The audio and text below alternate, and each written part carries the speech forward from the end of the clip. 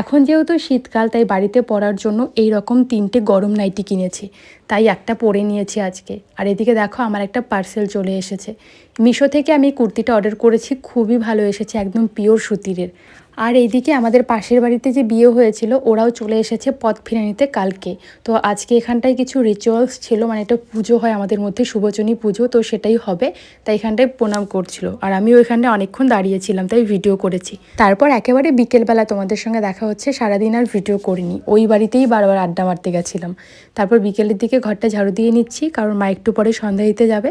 আর তোমাদের দাদাভাই আমাকে বলছিল দোকানের 2টো গামছা আছে যেগুলোতে পিঠে করে সার আনা হয়, তো বলছিল গামছা 2টো কেচে দিও, তাই গামছা 2টো কেচে দিলাম। আর এদিকে যেহেতু বিকেল হয়ে গেছে, যে জামা কাপড়গুলো শুকিয়ে গেছে সেগুলো নিয়ে এখন ঘরে চলে যাচ্ছি। আমি শুধু বাবুর জামা তুলে নিচ্ছি, এখানে বাবার একটা প্যান্ট আছে আর তোমার দাদাভাইয়ের। আর আমার শাশুড়ি মায়েরগুলো আমি তুলি না, কারণ যেহেতু মা পুজো দেয় তাই শরীরের সঙ্গে লাগাতে দেয় না। রাতে এদিকে বানাচ্ছিলাম ঘুগনি, আর বাবু কি করছে দেখো, ওর দাদুর সঙ্গে বসে বসে কীর্তন দেখছিল। ঘুগনির সঙ্গে হবে আজকে গরম গরম লুচি, আর তোমার দাদাভাইকে কিন্তু গরম গরম ভেজে দেই, ও খায়।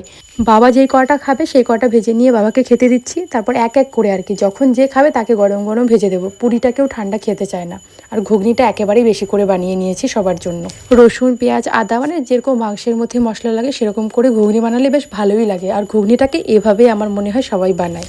বাবাকে খেতে দিলাম, তারপর কিছুক্ষণ পর তোমার দাদাভাই দোকান বন্ধ করে এসেছে, এখন আমরা দুজনেই খেতে বসে পড়েছি। আর এর মাঝে কিন্তু মাও খেয়ে নিয়েছে।